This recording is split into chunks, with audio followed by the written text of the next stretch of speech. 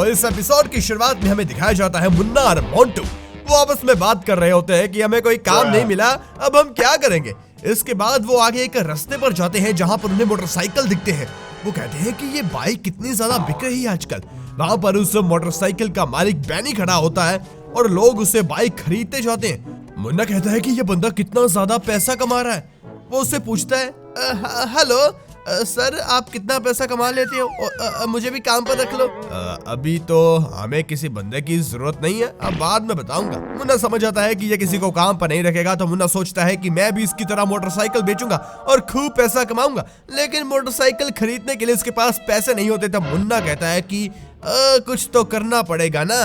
इसके बाद मुन्ना अपना सब कुछ बेच बूझ कर बाइक को खरीद लेता है, लेकिन सिर्फ 6 बाइक ही खरीद पाता है वो।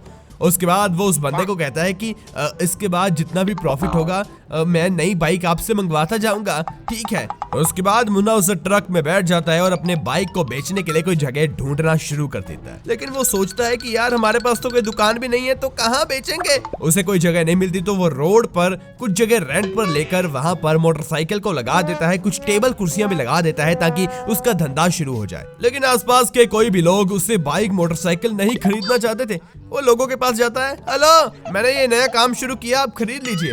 वहाँ पर एक लड़की आती है और कहती है कि हाँ मैं बाइक खरीदूंगी।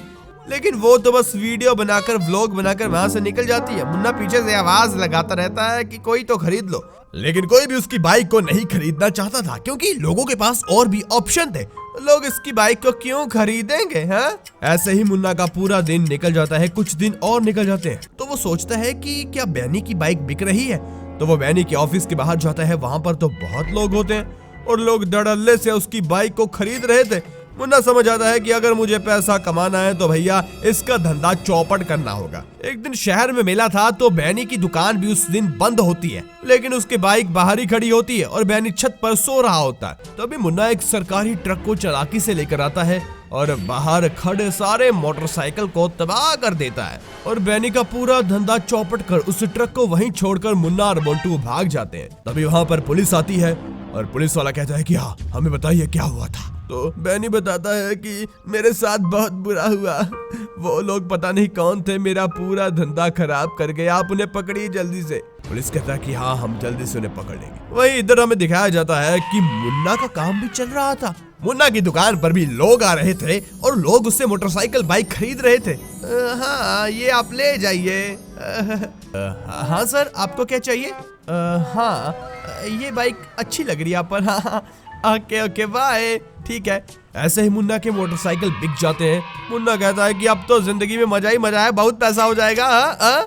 इसके बाद मुन्ना मोंटू को साथ लेकर जाता है अपने गैराज पर जो उसने अभी अभी खरीदा था और वहाँ पर वो और भी बाइक्स का ऑर्डर देता है। हेलो हाँ जी सर, और भी 50-60 बाइक भेज दीजिए। हाँ पैसा आपको अभी भेज रहा हूँ। ठीक है, अब लेकिन पता तो बता दीजिए। हाँ सर, अब वही आप भेज दो वहीं पर। हाँ मुन्ना इतना ज्यादा खुश होता है कि वो अच्छे से बात ही नहीं करता और करीब 3 दिन बाद वो ऐसे ही शहर में घूम रहा होता है। तभी उसे बैनी का वो वर्कशॉप दिखता है और वहाँ पर वो जाता है तो दिखता है कि बहुत सारे बाइक्स हैं। मुन्ना कहता है कि अरे, मुन्ना फोन करना चाहता था कि मेरे बाइक कब आएंगे, लेकिन उसका फोन घर पर होता है। उसके बाद वो देखता है कि अब तो ये और बाइक ऑर्डर कर चुका है, अब तो ये बहुत पैसा कमाएगा। तो मुन्ना सोचता है कि आज रात को कुछ ना कुछ तो करना पड़ेगा। वो रात को फिर से वही प्लान बनाता है इसके सारे मोटरसाइकिल तबाह करने के लिए।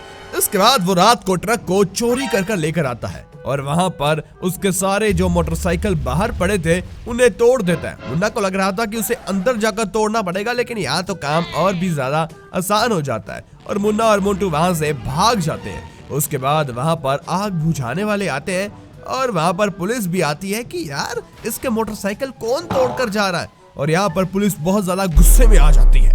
उसके बाद मुन्ना घर पर आता है और शाम को फोन करता है, हेलो सर आपने वो मोटरसाइकिल भेजे नहीं? क्या? मैंने तो भेज दिए, कल ही भेज दिए थे। क्या सर, कहाँ भेजे आपने? अब तुमने तो कहा वहीं पर भेज दो, तुम्हारे पते पर। लेकिन आपको मेरा पता कैसे पता? तुम ही तो बता के गए थे कि तुम बैनी के दोस्त हो और तुम दोनों एक साथ काम करते हो। क्या? तो अभी यहाँ पर मुन्ना को याद आता है, सर आप मुझे बाइक दीजिए ना। हम 5-6 बाइक नहीं देते, हम ज्यादा बाइक देते। आप बैनी के पुराने दोस्त हो, बैनी मेरा दोस्त है यार, हम एक साथ ही काम करते हैं। अच्छा तो फिर तुम्हें दे दूंगा।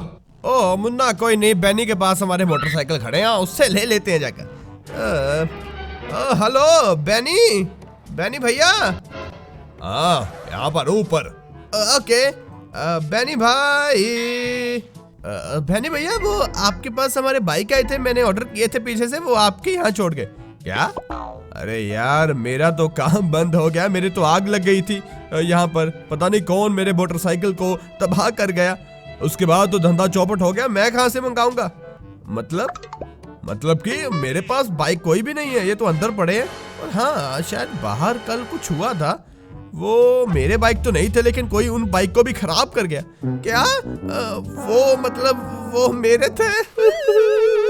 इसके बाद मुन्ना कहता है कि यार मैं यहाँ ही क्या कर दिया मैंने, अब मैं किससे पैसे मांगूंगा, इसको भी नहीं बता सकता, अब उसको भी नहीं बता सकता। वो बाहर जाता है और कहता है कि ये देखो मुन्ना, हमने अपने ही पैर पर देखो क्या मार लिया, ओ ये मेरी बाइक है, अब मैं क्या करूंगा मैं? इस कहानी से हमें क्या सीखने को मिला? इससे हमें सीखने को मिला कि पेट्रोल हमेशा 90 रुपए का डलवाना चाहिए।